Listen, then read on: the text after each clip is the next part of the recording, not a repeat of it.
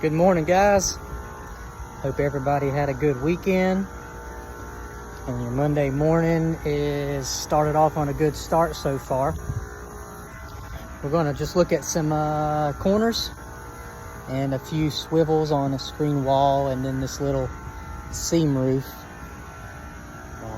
to see how we utilize the hips for the runs rather than jumping off of jumping over the seams, which is a good way that would cause damage if it snows. If you're jumping over the seams like that, that's where our lightning protection will hold any snow or ice.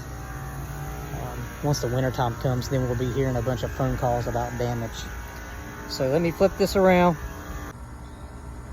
So here's the perimeter wall. As you can see, the guys did a great job of knowing where the 24-inch rule is to the outside edge, so they had to move it all up. Looks like about 3.5, 4 inches. So we're within code there. Perimeter line looks good, perfect, straight. At the corners, we want to keep those bases and air terminals on this left side of the corner.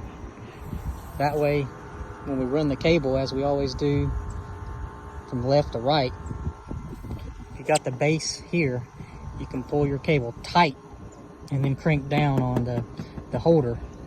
And then you can make your turn with the cable holder on the outside and start bringing it back in.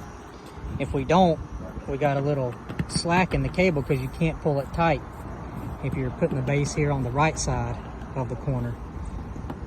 So don't forget, we want to keep those bases and air terminals here on this left corner here, the left side of the outside edge corner. Then we make our turn and bend. Walk down here, we're going to look at some of these swivels on the screen wall that we got. So here we got the swivels. Every one of them look great. They look perfect, straight, and level. We're going to get up here and see where we need to put a little M1 on the swivel. So it looks like we got some M1 here.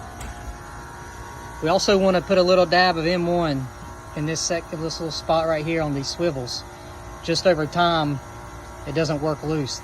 So take your gun, place a little M1 here in this little cutout once you get everything straight and level on those swivels. But overall, they're perfect down through here. So, good job on that, fellas. Not sure if you guys can see this, but they did a great job of using the hip line to come down with the conductor and then coming straight down to the down lead rather than coming straight down and jumping over seams. So this is a good example of how we want to run those on these little ridge seam roofs.